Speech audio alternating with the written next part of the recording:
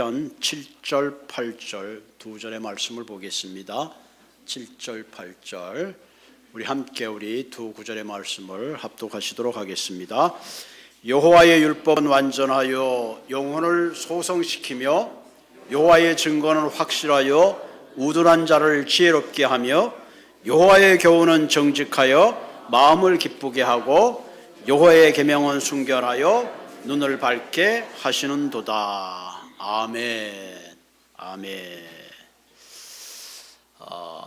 기독교 교회를 안 다니는 사람들이 교회를 다니는 사람들에게 하는 보편적인 질문이 있죠. 모든 종교는 다 비슷한데 꼭 예수만 믿어야 되나? 뭐로 가도 서울만 가면 되지. 왜 꼭 예수만 믿어야지 구원을 받는다고 하는가? 그건 너무 속 좁은 얘기가 아닌가? 우리가 등산을 하다 보면 샛길도 있고 여러 가지 길이 있어서 어디든 올라가든지 정상에 올라가면 되는 거 아니냐? 어떤 종교를 믿든지 그저 진리에 도달하면 되는 거 아니겠습니까? 마음을 좀 넓게 쓰십시오.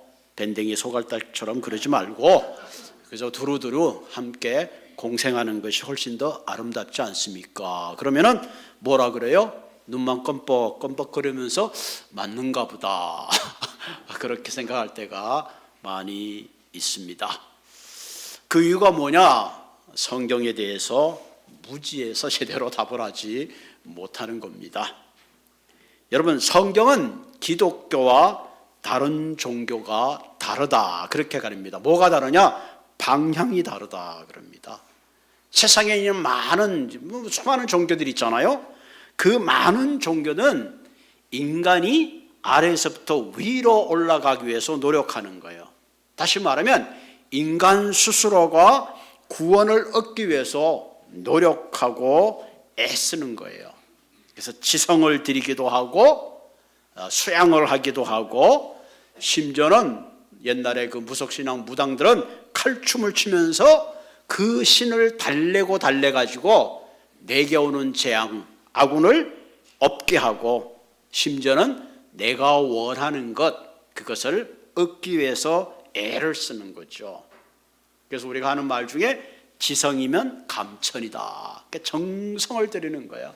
아침에 일어나 목욕 재개하고 맹물을 떠놓고 빌고 비는 거죠.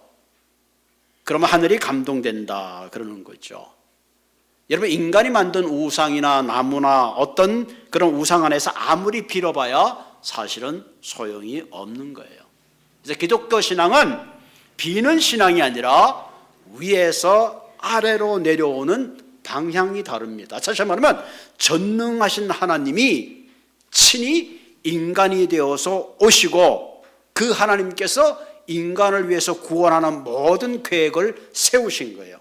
그래서 우리는 내가 구원받기 위해서 막 애를 쓰고 노력하는 것이 아니라 하나님이 준비하신 놀라운 그 구원을 내가 믿음으로 받아들이고 그 은혜 가운데 들어가는 겁니다. 그것이 기독교와 다른 종교의 가장 큰 차이입니다. 여러분, 물에 빠진 사람이 허우적거린다고 물에서 나올 수 있어요? 물에 빠진 사람은 어떻게 해요?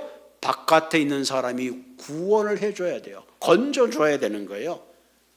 그래서 기독교는 죄에 빠진 우리 인간이 내 힘으로 죄를 해결할 수 없기 때문에 하나님이 친히 인간이 되셔서 우리 가운데 오신 사건, 사실 그것이 성탄절이죠. 성탄절. 그래서 다른 종교는 자력에 의해서 구원을 얻기 위해서 애를 쓴다 그러면 기독교는 이미 하나님이 우리 인간을 구원하시기 위해서 베푸신 그 은혜 가운데 믿음으로 들어가는 거예요.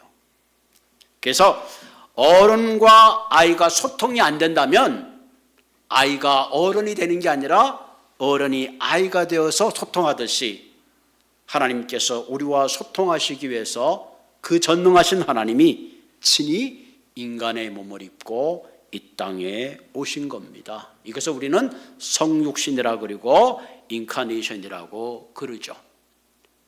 두 번째 이런 질문을 하죠. 그러면 왜 기독교는 다른 종교를 인정하지 않느냐? 좀 같이 더불어 먹고 살자. 서로가 관용해야지 너무 독선적이지 않느냐? 왜 꼭 기독교에만 구원이 있다고 그러느냐? 그렇게 질문하죠. 우리도 어떻게 보면 다 구원이 있고 극락이 있고 다 선하게 살기 위해서 애를 쓰는 건데 뭐 굳이 꼭 거기에만 구원이 있다 그러느냐? 그렇게 질문합니다. 그럼 또 그런가 보다 그러죠. 예? 여러분 우리 구구단을 외우잖아요. 한국 사람들은 그 어릴 때부터 그 학교들은 구구단을 외워서 이 암산을 참 잘합니다. 그래서 마켓에서 딱 거스름 돌도 이미 다 계산하고 있죠. 예? 39 얼마죠? 27, 39 26, 39 37 다 틀린 답이에요. 목사님 39 27인데 내가 39 26에도 맞는 거고 39 38 한 사람은 10이나 차이 나니까 같이 틀린 답이 아닌 거 아니에요. 같이 틀린 거예요. 27은 39, 27, 99, 81은 하나예요. 두 개가 될 수, 83도 안 되고 82도 안 되는 거예요. 다시 말하면 관용의 문제가 아니라 뭐의 문제예요? 진리의 문제입니다. 정답의 문제예요. wrong의 문제입니다. 그래서 기독교가 말하는 신, 불교에서 말하는 신, 유교에서 말하는 신, 이슬람교에서 말하는 신, 무당이 말하는 여러 신들이 다 달라요. 그래서 우리가 어떤 신을 만나기 위해서는 그 신이 제시하는 길을 가는 게 맞는 거예요. 아무 길로 간다고 만날 수 있는 게 아니죠. 그래서 예수님은 뭐라 그랬어요? 나는 양의 문이다. 나로 맘지 않고는 아버지께로 갈 수 없다. 내가 곧 길이요 진리요 생명이다. I'm the way, I'm the life. 그렇기 때문에 우리가 구원을 받는 길은 예수 그리스도라는 only the way예요. away가 아니에요. 그래서 기독교는 반드시 예수 그리스도를 통해서만이 우리가 구원을 얻는다. 그렇게 대답을 하셔야 됩니다. 아멘? 그래서 오늘 이후로부터 누가 그런 엉뚱한 소리를 하면 엉뚱한 소리에 따라가지 마시고 쏙지 마시고 바른 진리 가운데 걸어가시는 여러분 한 분 한 분 되기를 주님의 이름으로 부탁을 드립니다. 오늘은 그 바이블 선데이라 그러죠. 어떻게 보면 교회의 시작은 성서와 함께 시작되었습니다. 우리나라의 그 언더우드나 아펜살라가 오기 전에 1882년에 중국 신양에서 스코틀랜드 성공회의 존 로이드 목사라는 분이 중국에서 누가복음을 한국말로 번역해서 출판했습니다. 그게 최초의 한국 성경이에요. 근데 그 당시에 우리나라는 세국 정치로 인하여 들어올 수가 없었어요. 그때 서상윤이라는 분이 그 누가복음 번역된 그것을 가지고 들어왔어요. 그래서 1884년 6월 29일 항해도에 장현에 소래교회가 세워진 겁니다. 다시 말하면 교회의 시작은 말씀과 함께 시작된 겁니다. 말씀이 없이는 기독교가 존재할 수가 없습니다. 전 세계에 6만 개의 종속과 7천 개의 언어가 있다 그러는데요. 그 중에 아직도 8천여 적 종족들이 복음을 듣지 못했다는 거예요. 그래서 지금도 끊임없이 성경 말씀을 그 미종족에게 알리기 위해서 번역하고 있습니다. 왜? 하나님의 말씀이 들어가지 않으면 하나님을 알지 못하기 때문에 그래요. 우리가 하나님을 어떻게 아느냐? 말씀을 통해서 알 수 있는 겁니다. 영국의 철학자 존 락커는 이런 말을 했어요. 성경은 하나님이 인간에게 내려주신 가장 위대한 축복이다. 우리가 알아는 독일의 괴테 시인은 이런 얘기를 했습니다. 독일이 위대한 나라가 된 것은 마틴 루터가 1517년 전 독일 사람들에게 독일어로 번역된 성경을 읽고 배우게 한 결과다. 그죠? 옛날에는 막 라틴어로 돼가지고 옛날에는 뭐 일반 사람들이 성경을 읽을 수도 없고 접근할 수도 없었어요. 무슨 내용인지 몰랐어요. 그런데 그 성경을 독일어로 번역해서 모든 백성이 성경을 읽게 하는 순간에 눈이 밝아지고 그들의 삶의 질이 달라진 거죠.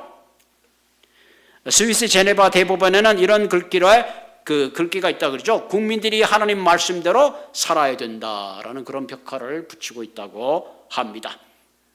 로마서 1장 16절에 보면 복음은 모든 믿는 자들에게 구원을 주시는 하나님의 능력이 된다. 하나님의 능력이 된다. 우리의 죄의 문제는 우리의 지식으로, 우리의 과학으로, 우리의 힘으로 되지 않아요. 하나님의 말씀만이 우리 자신을 변화시키고 우리의 삶 가운데 새로운 소망의 길을 열어주는 유일한 말씀입니다. 그래서 오늘 본문의 시편 19편을 통해서 말씀이 우리에게 주는 유익이 어떤 것이 있는가, 여러 가지가 있지만 오늘 7절 8절을 통해서 한 세 가지만 살펴보려고 합니다. 첫째로 여호와의 율법은 완전하여 영혼을 소송케 한다. 보통 여호와의 율법 그러면 우리 모세오경을 생각하죠. 하나님은 모세오경을 통해서 여러 가지 이제 그들이 지켜야 될 내용들을 법을 말씀하시죠. 무엇보다도 하나님께서 이스라엘 백성들을 어떻게 사랑하는지 또 내 뜻이 무엇인지를 말씀을 통해서 그들에게 가르쳐 주십니다. 오늘 본문에 보니까 율법은 완전하다. 완전하다는 말은 뭐냐면은 모든 필요한 것들을 충분히 채워줄 수 있도록 모자람이 없다. 그런 뜻이에요. 다시 말하면 우리의 삶에 모든 필요함을 채워주기에 충분하다 하는 거죠. 만약 우리 교회에 비가 와서 비가 어디 샌다 그러면 그 위에 방수로 된 덮개가 필요하겠죠. 그 덮개를 충분히 덮어주면은 비가 와도 비가 새지 않겠죠. 마찬가지입니다. 율법이 완전하단 말은 우리의 인생을 덮어줄 만큼, 우리의 부족을 채워줄 만큼 완전한 것이 하나님의 말씀이다 하는 겁니다. 그 다음 뭐예요? 영혼을 소생시킨다. 소생한다는 말은 살아난다. 죽었던 것들 살아난 걸 소생이라 그러잖아요. 보통 우리는 육신적으로 살아있지만 하나님과 연결되어 있지 않으면 우리는 그것을 죽었다. 성경은 그렇게 표현합니다. 그래서 인생은 태어날 때 영적으로 죽은 인생인데 그리스도를 통해서, 말씀을 통해서, 복음을 통해서 우리가 살아나게 되는 거죠. 그래서 에베소서 2장 10절에 보면 그런 허물과 죄로 죽었던 너희를 살리셨다. 너희를 살리셨다. 아담의 범죄로 말미암아 인간은 태어나면서 죄라는 DNA를 가지고 태어나는데 그 DNA는 우리의 힘으로 해결할 수 없는데 그래서 죽는 거죠. 그런데 그리스도를 통해서 예수를 믿음으로 말씀을 통해서 우리가 소생하게 새로운 삶을 얻게 됩니다. 그래서 야고보서 1장 18절에 그가 그 피조물 중에 우리로 첫 열매가 되게 하시려고 자기의 뜻을 따라 진리의 말씀으로 우리를 낳으셨느니라. 주님께서 십자가에 죽으시고 부활의 첫 열매가 됨으로 말미암아 우리에게 새로운 생명을 허락해 주셨다. 인간은 죄를 범하는 그 순간에 우리의 영혼은 죽습니다. 왜? 죄의 싹은 사망이기 때문에. 그래서 죄는 우리를 죽게 하고 우리의 영혼을 메마르게 하고 양심을 썩게 합니다.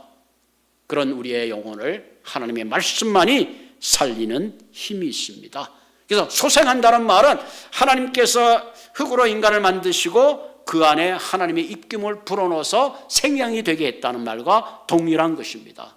우리가 말씀을 통해서 죽은 영혼이 살아나는 겁니다.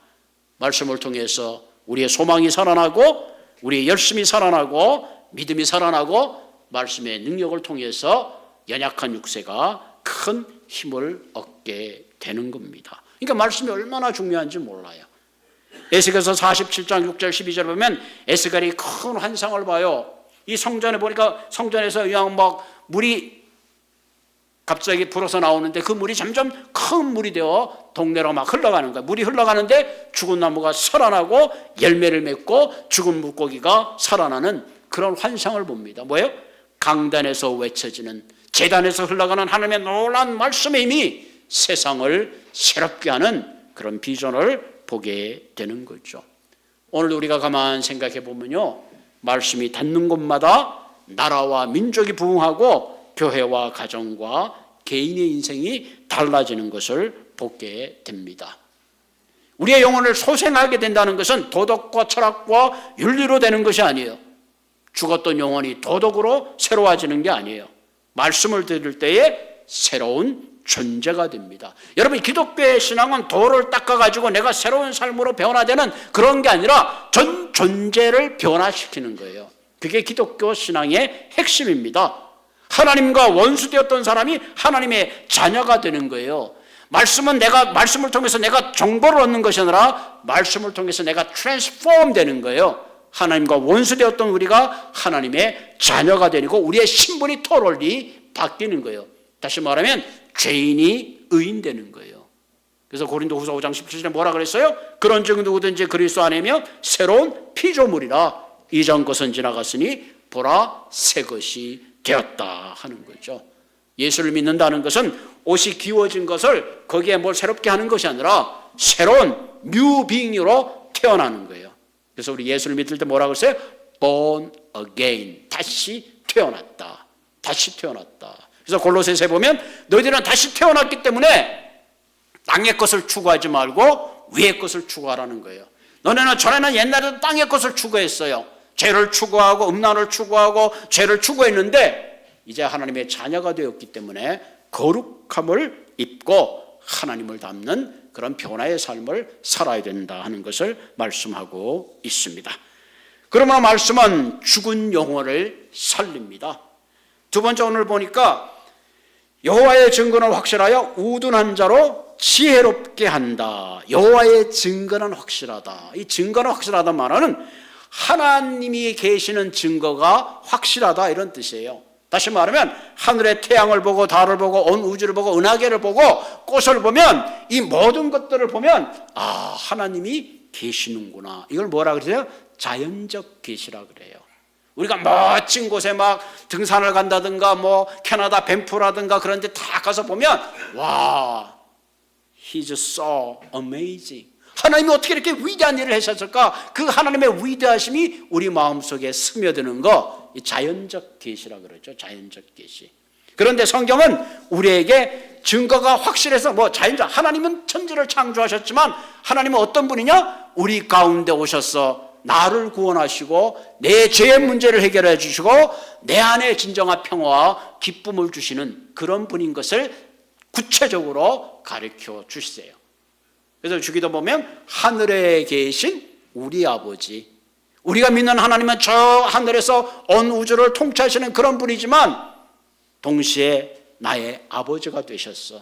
나를 찾아오시고 나와 동행하시며 남들이 알지 못하는 나의 속사정을 하시고 내 삶의 길을 인도해 주시는 그분이 바로 예수 그리스도다 하는 것을 말씀을 통해서 우리에게 가르쳐 주는 겁니다. 그래서 여호와의 증거는 확실하다 하는 거죠. 확실하다는 말은 절대적인 가치가 무엇인 것을 가르쳐 줄 수 있다 하는 거예요. 여러분 만약에 어린아이에게 100불짜리와 사탕을 준다면 어린아이는 뭘 선택할 것 같아요? 영락없이 사탕을 선택해요. 왜? 가치를 몰라서. 우둔하다는 말은 열린 문이다. 문이 열려있기 때문에 아무나 들어오고 나가는 거 뭐가 진짜 중요한지 가치를 분별력이 떨어지는 거예요. 그래서 뭐가 중요한지를 모르는 거예요. 그래서 말씀에 붙잡히면 지혜가 있어서 분명한 기준이 생기고 무엇이 가치 있는지를 알게 돼요. 한 번밖에 없는 인생, 어떻게 사는 것이 가치 있는 인생을 사는지, 지나가는 시간을 어떻게 하면 내가 가치 있는 시간으로 보내야 되는지를 알게 되고 서로의 인간 존재 자체가 얼마나 존귀한 존재인 것을 알게 되는 거죠. 오늘 우리가 사회의 지탄을 받는 건 지식이 없어서 받는 게 아니라 지혜가 없기 때문에 그래요. 요즘 얼마나 지식과 정보가 넘쳐납니까? 지식이 우리의 운명을 결정하는 것이 아니라 지혜가 우리의 운명을 결정합니다. 하나님은 모든 지혜의 근원입니다. 결국은 지혜가 없게 되면 지식은 사람들로 하여금 오히려 그 지식을 가지고 도둑질하고 강도하고 사기를 치게 만드는 거예요. 그래서 하나님의 말씀이 성경이 우리에게 진정한 지혜의 눈을 뜨게 하고 진정한 삶의 가치를 우리에게 가르쳐 주십니다. 그래서 시편 119편 98절 100절을 보면 원수보다 지혜롭게 하시고 스승보다 명철하게 하시고 노인보다 명철하게 하신다 그럽니다. 그래서 성경을 많이 묵상하고 읽게 되면 자연히 하나님의 뜻을 알게 되고 하나님의 뜻을 알게 되면 하나님을 사랑하고 이웃을 섬기게 되고 그 중심의 가치관이 달라지는 겁니다. 그래서 하나님의 말씀은 우리로 하여금 영혼을 소성케 하고 두 번째는 뭐예요? 우둔한 자로 지혜롭게 한다. 분별력이 있게 한다 하는 거죠. 세 번째로 하나님의 말씀 우리에게 어떤 교훈을 주는가 하니 여호와의 교훈은 정직하여 마음을 기쁘게 한다. 기쁘게 한다. 여호와의 교훈은 우리의 삶의 안내서, 지침서, 내비게이션의 뜻을 말합니다. 온 인류 동안 인생은 늘 철학적 고민을 했어요. 내 인생이 어디서 와서 어디로 가는가? 인생은 나그네 길, 하숙생처럼 노래를 부르고 수많은 철학자들이 연구하고 연구했는데 알 길이 없었어요. 인생이 어디로 와서 어디로 가는지를 모르는 거예요. 그러나 성경만이, 하나님의 말씀만이 우리 인생이 어디로 왔다가 어디로 가는지를 가르쳐 줍니다. 그렇기 때문에 말씀의 지침서를 따라, 말씀의 안내를 따라가게 되면 우리 인생의 길을 놓치는 것이 아니라 바른 인생의 길을 살아가게 되는 겁니다. 여호와의 길은 정직하다, 옳고 확실하다, 구부러지지 않다. 그래서 우리의 인생의 길을 바르게 올바른 목적지로 인도해 주는 겁니다. 뿐만 아니라 여호와의 교훈은 우리의 마음을 기쁘게 한다. 오늘 많은 사람들이 추구하는 최종적 인생은 기쁨과 행복이에요. 사실은 내가 열심히 일하는 것도 내 인생의 기쁨과 행복을 추구하기 위해서 열심히 일하는 거죠. 그런데 한 가지 여러분, 하나님이 생각하는 우리 인생의 기쁨과 행복과 내가 생각하는 인생의 기쁨과 행복과는 약간 차이가 있어요. 예를 든다면 나는 남편에게 사랑을 받으면 행복할 것 같은데 성경은 뭐라 그랬어요? 너희는 남편에게 순종하라. 반대로 남편은 아내가 나를 좀 이렇게 인정해 주고 존경해 주면 좋을 텐데 성경은 뭐라 그래요? 너는 아내를 사랑하라. 예수가 교회를 사랑한 것 같이 사랑하라. 나는 돈이 많으면 내가 하고 싶은 일을 하고 내가 가지고 싶은 것을 다 가지면 행복할 건데 성경은 뭐라 그래요? 위의 것을 생각하고 나누는 삶을 살라 그래요. 엎을 생각하면 하나님의 뜻하고 우리의 뜻하고 내가 생각하는 행복과 기쁨은 굉장히 멀리 있는 것 같아요. 내가 원하는 기쁨과 행복을 버려야지 진정한 행복과 기쁨이 내게 찾아오는 것 같아요. 그러나 사실은 이것은 말씀에 대해서 우리가 무지해서 이런 생각을 하는 겁니다. 요한복음 15장 10절 11절에 이렇게 내가 아버지의 계명을 지켜 그의 사랑 안에 거하는 것 같이 너희도 내 계명을 지키며 내 사랑 안에 거하라. 내가 이것을 너희에게 이루면 뭐야? 내 기쁨이 너희 안에서 너희 기쁨을 충만하게 하기 위함이다. 하나님 우리가 말씀을 주시고 교훈을 주시고 길을 주는 것은 우리의 기쁨을 앗아가고 우리의 행복을 앗아가게 하기 위한 것이 아니라 오히려 우리가 추구하는 기쁨보다 더 큰 기쁨을 주시기 위함이다 하는 겁니다. 신명기 10장 13절은 뭐라고 했어요? 내가 오늘 내 행복을 위하여 내게 명하는 여호와의 명령과 규례를 지킬 것이라. 하나님은 내가 원하는 기쁨보다 행복보다 더 내 삶이 행복하고 기쁜 삶을 살기를 원하는 거예요. 내가 주는 말씀을 따라 살면 너희들이 추구하는 기쁨과 행복보다 더 충만한 걸 주시겠다. 그렇게 성경은 약속하고 있는 거예요. 여러분 음식에 진수성찬이 막 집사람이 그날따라 회개를 했는지 밥상을 근사하게 차려놨는데 한다는 소리가 나 이거 안 먹고 라면 끓여 먹으래. 라면을 끓이면 신경질 나요 안 나요? 신경질 나는 거지. 시켜 차려놨는데 라면 먹겠다 그러면. 근데 집사람이 막 난리를 치면서 여보 왜 라면 먹어? 진수성찬 먹어야지. 막 그렇게 난리를 치면 뭐예요? 내 기쁨과 행복을 앗아가는 것이 아니라 더 건강을 위해서 얘기하는 거예요. 근데 우리는 참된 가치를 몰라서 때로 말씀대로 살지 않고 컵라면 끓여 먹으려고 애를 쓰는 거예요. 거기에 인생이 있는 줄 알고 전부 걸고 살 때가 얼마나 많은지 몰라요. 하나님의 말씀은 우리에게 무엇이 가치 있는가를 진정 가르쳐 줍니다. 우리는 이 땅에 재물이 많으면 행복할 것 같지만 하나님은 하늘의 재물을 쌓으라는 거죠. 세상의 남자들은 많은 여자와 더불어 있으면 행복할 것 같지만 성경은 한 여자만 바라보고 가정을 지키라고 말합니다. 세상은 끔찍한 일을 당하면 불행하다고 그러지만 어려움을 당하면 불행할 것이라고 말하지만 성경은 때때로 그 어려움을 통해서 기쁨이 있고 그 어려움을 통해서 우리의 인생이 성숙한다라고 말씀하고 있습니다. 그렇기 때문에 여호와의 교훈은 정직하여 우리를 기쁘게 한다 그랬습니다. 요즘 현대인들은요, 참 기쁨을 잃어버리고 살고 있어요. 10편 16편 11절이면 주의 앞에 기쁨이 충만하고 주의 옆에는 영원한 즐거움이 있다. 여러분 뉴스를 듣고 살아보면 뭐 기뻐할 일이 전혀 없어요. 우리가 관심을 갖는 많은 분야도 있지만 마음의 진정한 기쁨과 평화를 점점 잃어가고 있는 것이 현대인이에요. 그래서 불면증에 시달리고 우울증에 시달리고 공황장애에 시달리고 여러 가지 질병에 시달려서 약으로 해결하려고 그래요. 사실 그 마음에 평강과 기쁨이 있으면요, 그 병은 자연스럽게 없어지는 거예요. 욥기서 8장 21절에 보면 웃음으로 내 입에 즐거운 소리로 내 입술에 채우신다 그랬습니다. 에베소서 5장 25절 27절에 보면 말씀으로 깨끗하게 하사 거룩하게 하시고 자기 앞에 영광스러운 겨울에서보다 티나 주름 잡힌 것이나 이런 것이 없이 성결하고 흠이 없게 하신다 그랬습니다. 여러분 우리가 잘 알지 미국의 암센터에서 연구 결과가 있었죠. 사람이 우울증에 걸리면 웃지를 않는다 그러죠. 질병에 걸려 있으면 웃을 수가 없는 거죠. 그런데 어떤 질병이 있든지 자꾸 웃는 환자가 웃지 않는 환자보다 훨씬 치료율이 높다고 합니다. 우리가 말씀은 우리에게 기쁨을 주고 평안을 주는 겁니다. 우리가 말씀을 가까이 할 때에 우리의 심령 가운데 생각지 않은 평화를 얻게 되는 겁니다. 그것을 특별히 성소주의를 통해서 말씀이 이런 거구나.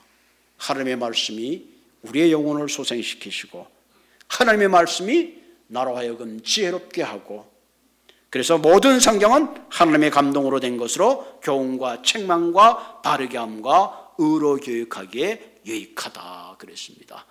성경은 하나님의 감동으로 쓰였기 때문에 성경을 읽는 순간 성령이 내게 동일한 감동으로 이것을 이해하게 하시고 깨닫게 하십니다. 내 심령이 불안할 때 말씀을 읽을 때 평안한 마음을 주세요. 내가 불신앙 가운데 있을 때 말씀을 읽을 때에 하나님의 놀라운 사랑 가운데 들어가게 되는 겁니다.